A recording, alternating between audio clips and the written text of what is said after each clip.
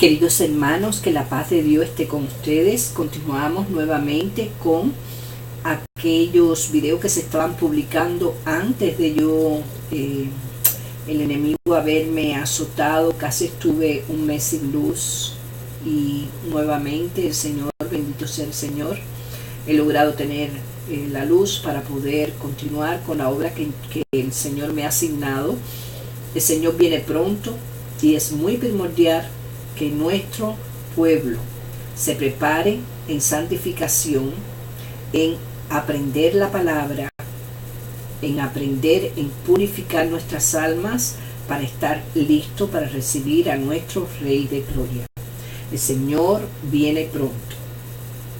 El Señor nos dice, no mirando nosotros las cosas que se ven, sino las que no se ven, pues las cosas que se ven son temporales, pero las que no se ven son eternas. 2 Corintios 4:18. Cristo en vosotros, la esperanza de gloria. Colosenses 1:27. Nuestra única esperanza ante el mar. El mar, hermanos, está continuamente con nosotros. Está en los conflictos, en las guerras y también en nuestros corazones. Muchas veces también está el mar. El mar está acompañado de su séquito de sufrimientos, de relaciones rotas y de vidas destrozadas. En su camino, Jesús se enfrentó al mar rechazándolo, denunciándolo mediante sus palabras. Su actitud y sus hechos en la cruz, en medio de su sufrimiento, Jesús todavía halló palabras de esperanza para los que estaban a su lado. Palabras de perdón hacia los que lo condenaban. Palabras de amor hacia el ladrón que se dirigió a él. Palabras de aliento hacia los suyos. Además, Jesús llevó sobre sí mismo durante las 3 sombrías horas de la crucifixión la condenación de ese mal que habíamos cometido. Por ello, en nuestra salvación, en nuestro Salvador. Al resucitar Jesús de entre los muertos, hermanos, Dios introduce una esperanza con respecto a la muerte, una seguridad de vida para todo creyente. Y esta victoria de Cristo y sus consecuencias fueron adquiridas para todos los que confían en Él. Qué alegría, Señor, saber que esta es la esperanza cristiana. Amigos cristianos, a veces podríamos sentirnos como aplastados por la progresión del mal en este mundo. Pero no nos desanimemos, te dice el Señor. Nuestra esperanza está ligada a Jesús resucitada. Ella no hace que nuestras luchas desaparezcan, pero no permite sostenerlas mirando hacia Él, quien pronto vendrá a llevarnos al cielo. Esta perspectiva nos dirige hacia el Dios de gloria y nos anima, hermanos, a actuar pensando en lo que es eterno. El Señor nos dice en Job 13:5, ojalá callarais por completo, porque esto os fuera sabiduría. Respondió Job al Señor y dijo, de oídas te había oído, mas ahora mis ojos te ven. Job 42:1-5. Silencio, pero no ausencia. En la Biblia, hermanos, encontramos la historia de Job, un hombre que fue probado por el silencio de Dios, golpeado súbitamente por la muerte de sus hijos, la enfermedad y el sufrimiento. Job, hermanos, permaneció mucho durante una semana. Permaneció mudo durante una semana. Luego tuvo que enfrentarse a las palabras acusadoras de sus amigos, quienes trataban de buscar las razones de su desgracia. Cuántos discursos inútiles ante aquellos que pasan por el sufrimiento. Cuántas palabras sin sentido que muestran nuestra incapacidad para comprender. Al que sufre le es difícil callar cuando quisiera librarse de sus cargas y hallar la comprensión de sus amigos. Ante el silencio de Dios, Job no permaneció callado. Primero habló, después gritó y expresó a Dios su ira. su desgracia, luego hizo silencio y Dios le habló. Entonces, hermanos, él comprendió que Dios no se reduce a la idea de él, de que él se hacía de Dios. Yo hablaba lo que no entendía, cosas demasiado maravillosas para mí, pero yo no comprendía. De oídas te habla el oído, mas ahora mis ojos te ven. Por tanto, me aborrezco y me arrepiento en polvo y ceniza. Job 42, 3, 6. Hermanos, en medio de nuestros conflictos internos, Dios quiere llevarnos a mirarle a Él, a experimentar su paz, que sobrepasa todo entendimiento. Filipenses 4, 7. El silencio de Dios no es la ausencia de Dios. Y la prueba por la que permite que pasemos quizás tenga como objetivo operar en nosotros un profundo cambio. En el silencio de la prueba, pensemos en el silencio que Jesús sufrió en la cruz por parte de su Dios, precisamente para que nosotros nunca más estemos solos. Continuamos hoy con el video número 19, la vida con Dios, el pueblo de Dios en la vida diaria. Pasaje bíblico, Proverbios, Eclesiastés, Cantar de los Cantares. El objetivo de Dios en la historia es la creación de una comunidad de personas que aman e incluyen a todos, con Él mismo como centro de esa comunidad, como principal sustentador y más glorioso habitante. Efesios 2:19, 22, 3:10. La Biblia rastrea la formación de esta comunidad desde la creación en el huerto del Edén hasta el nuevo cielo y la nueva tierra.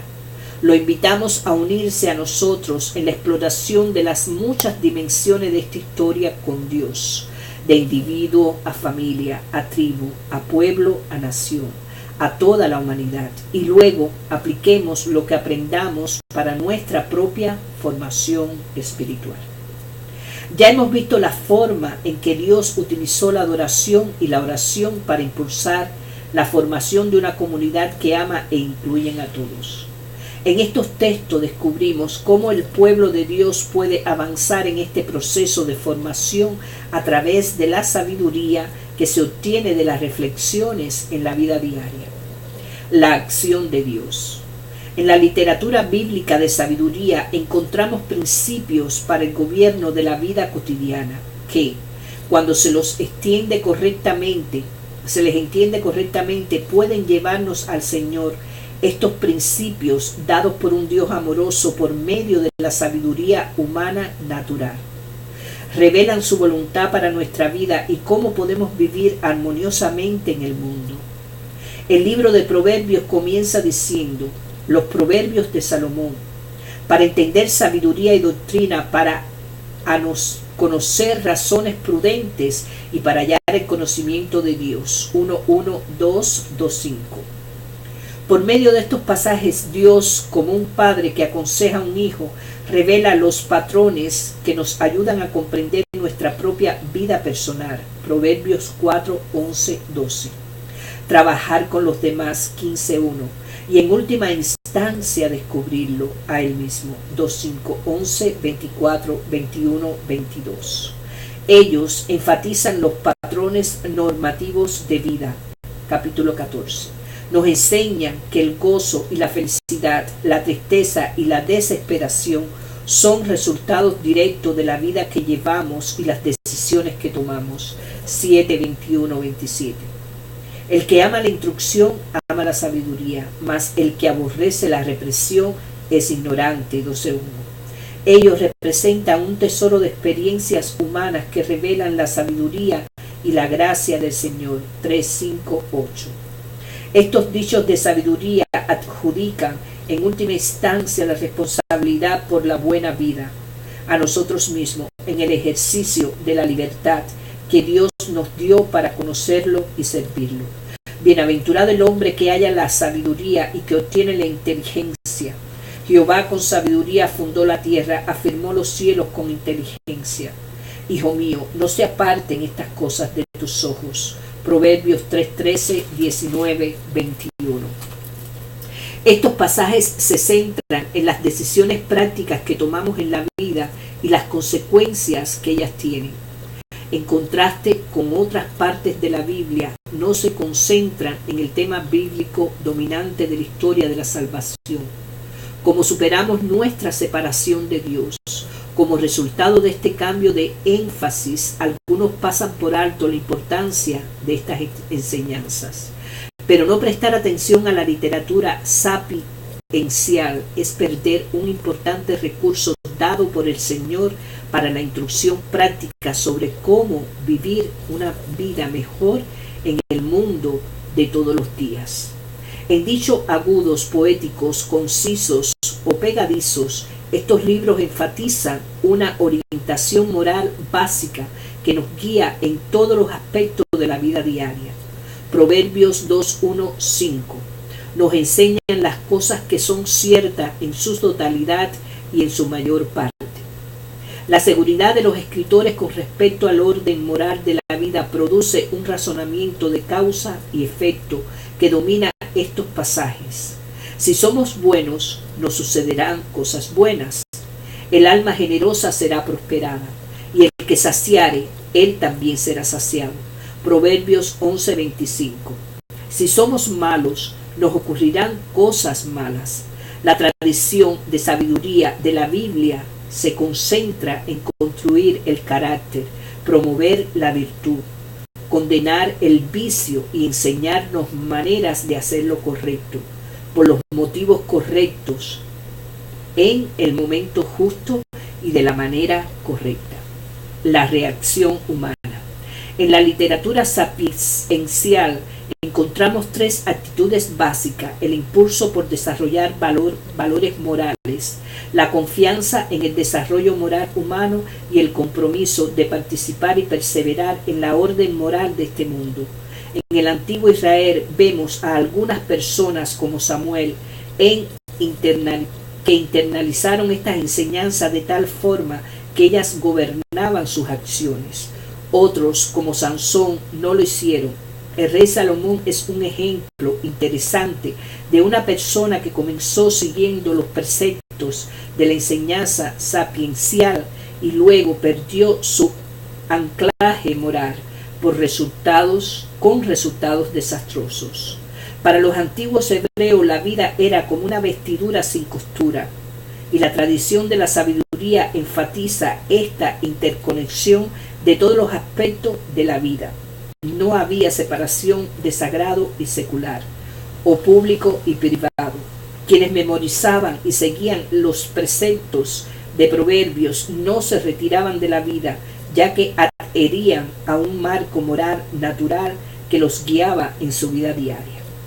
La literatura sapiencial bíblica completa la revelación que recibimos de las Escrituras, iluminando la historia de la salvación. Esta no debería ocupar un lugar secundario con respecto de la primera, como suele ocurrir actualmente. Explica esto porque hay tantos cristianos necios en la actualidad. La tradición sapiencial, aunque enfatiza los aspectos prácticos de la vida diaria, también reconoce el orden moral sobrenatural que hallamos en Dios, quien nos enseña cómo vivir rectamente bajo la autoridad divina. Este orden moral, tanto en su aspecto natural como sobrenatural, sostuvo a la nación de Israel aun cuando encontraban adversidades y dificultades, y continúa sosteniendo al pueblo de Dios hoy en la actualidad. Bendiciones y beneficios para nuestra formación. Con frecuencia comenzamos a buscar sabiduría como una forma de equilibrar el tremendo poder de las emociones y los sentimientos que se apoderan de nuestras actitudes y acciones y gobiernan nuestra vida. ¿Cuáles son nuestras necesidades emocionales? ¿Cómo encauzamos estos potentes sentimientos? ¿Cómo podemos realmente entender las necesidades de los demás? Estas preguntas y otras como ellas pueden evocar profundas respuestas que nos llevan a buscar la caridad y la bondad que proviene del consejo que produce una conducta sabia. El principio de la sabiduría es el temor de Jehová. Proverbios 1:7. y el temor de Dios nos lleva a la vida moral. Además, la vida moral nos ayuda a entender la forma en que las decisiones que tomamos realmente moldean nuestro destino. Aplica principios atemporales a nuestra situaciones temporales. Demuestra la forma en que los principios eternos de Dios se conectan con nuestra vida diaria. En última instancia, la tradición de sabiduría nos brinda el gran beneficio de poder aprender de los errores de otros sin tener que repetirlos. Podemos prestar atención a consejos prácticos como: con ansiedad será afligido el que sale por fiador de un extraño, mas el que aborreciere las fianzas vivirá seguro. Proverbios 11:15. O el conocido llamado al servicio: el que oprime al pobre afrenta a su hacedor, mas el que tiene misericordia del pobre lo honra. 14:31. O podemos evitarnos errores, dolores al hacer caso de la crítica advertencia. El que aborrece la corrección morirá. 15:10. En los tiempos bíblicos los israelitas memorizaban los dichos de sabiduría como los han hecho los cristianos a lo largo de los siglos. Y hasta nuestro tiempo, breves y concisos, son fáciles de aprender. Por ello, los proverbios se han vuelto maestros atemporales y portátiles que han brindado orientación sobre la forma sabia de vivir para muchas generaciones. Límites y limitaciones para nuestra formación. Aunque los escritos sapienciales tienen como fin llevarnos a Dios, pueden convertirse en un sustituto de la gracia y el perdón que buscamos. En lugar de utilizarlos como medio para ayudarnos a vivir en la gracia, podemos convertirlo en un fin en sí mismo. Pero ellos nunca deben convertirse en un sustituto de nuestra relación personal con Dios. Tiene como fin despertarnos a la necesidad de Dios e ilustrar de manera muy específica los huecos que existen entre nuestra necesidad de Dios y nuestra experiencia personal de Él. Junto con esta primera limitación se encuentra un segundo problema: la falta de énfasis. Sobre la historia de la tradición de sabiduría, no hay referencia en estos escritos al Éxodo, la conquista de Canaán, el reinado de David o el exilio, el enfoque exclusivo de la tradición de sabiduría en cómo hallar una vida buena y satisfactoria puede, cuando se lo divorcia de un contexto histórico y social, tentarnos a verlas como leyes universales rígidas. En circunstancias normales, este problema no se producirá, pero en tiempos extraordinarios de agitación personal y social, los dichos de sabiduría pueden ser mal aplicados. Por ejemplo, los padres que viven dificultades con un hijo rebelde podrían interpretar Proverbios 13:24. El que detiene el castigo a su hijo aborrece, mas el que lo ama desde temprano lo corrige, como un permiso para abusar del castigo. Finalmente, a lo largo de la historia de la Iglesia, estos pasajes han sido con frecuencia desvalorizados a causa de su paralelismo con obras de antiguos escritores paganos y su falta de un claro énfasis en nuestra necesidad de Dios. Debido a su fuerte tendencia a enfatizar que la virtud tiene su propia recompensa y da bendición a los justos y condenación a los impios, muchas personas creen que la literatura sapiencial comunica una sensación de autosuficiencia que nos aparta de cualquier necesidad de confiar en Dios. Pero esto sencillamente no es así. Lo que muchos no reconocen es el rol de la sabiduría humana que la sabiduría humana tiene en nuestra vida con Dios. A diferencia de Aristóteles, que eleva la razón natural como principal fuente de sabiduría, la Biblia enseña que la sabiduría que guía nuestra vida cotidiana se origina en Dios.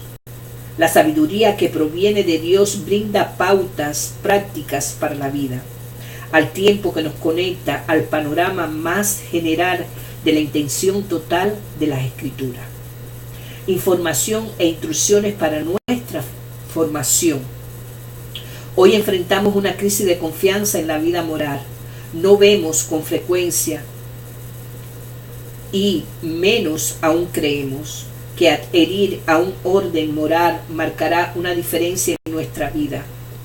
¿Tiene la virtud su propia recompensa, como creían los antiguos griegos y enseñaban las escrituras? Con frecuencia no actuamos como si lo creyéramos, dado que ha habido una pérdida generalizada de compromisos con una moralidad básica. Las personas se concentran ahora en cómo promover su propio bienestar mientras satisfacen sus deseos lejos de Dios. La tradición de sabiduría puede ayudarnos a vencer la maraña moral de la sociedad contemporánea y brindar una base a nuestra fe, dándonos información específica para nuestra propia formación individual. Primero, los escritos sapienciales nos enseñan el enorme valor de la vida común. Nos subrayan que la vida con Dios se desarrolla, primero y antes que nada, en medio de las tareas y las relaciones. Aquí encontraremos al Señor y desarrollamos una vida con Él. No lo haremos en ningún otro lugar. Aprendemos de la tradición de la sabiduría a descubrir una vida con Dios en nuestros hijos, nuestro trabajo y nuestra recreación. Segundo, la tradición de sabiduría hace la necesaria conexión entre las enseñanzas éticas de la Torá y la vida diaria. Es tan fácil forzar a un salto entre los deberes religiosos y las tareas de la vida cotidiana, pero la tradición de sabiduría no quiere nada de eso. Siempre nos obliga a conectar nuestros rituales religiosos con las empresas comunes de la vida. Los niños que criamos, las amistades que valoramos, los vecinos que conocemos y los muertos que sepultamos. Tercero, leer y meditar consejos y advertencias específicas puede guiarnos e instruirnos cuando tratamos de integrar esta sabiduría en nuestra vida. Finalmente, la sabiduría del Antiguo Testamento siempre señala más allá de nosotros mismos y en última instancia a Dios. Sin duda, algunos proverbios se concentran en las fallas y las debilidades de las personas. Al que responde palabra antes de oír, le es fatuidad y oprobio. Proverbios 18:13. Pero la verdadera sabiduría expande nuestra visión para responder por las relaciones que tenemos con otros y en última instancia la relación que tenemos con Dios mismo. Porque Jehová será tu confianza y Él preservará tu pie de quedar preso. Proverbios 3:26. Quiera el Señor que captemos esta visión, hermanos, al estudiar los escritos de sabiduría y aplicar sus preceptos a nuestra vida de todos los días. Que la paz de Dios esté con ustedes. El Señor los ama, preparando el camino para recibir a nuestro Rey de Reyes. Jesús viene pronto. Bendiga al Señor. Clamen, ayunen, oremos. Vienen tiempos muy difíciles, tiempos de purificación y santidad. Amén. Los quiero mucho. Que el Señor llene sus hogares de su amor y que ponga un aro de luz, de protección. En el nombre del Padre, del Hijo y del Espíritu Santo. Amén, amén, amén. Gloria a Dios.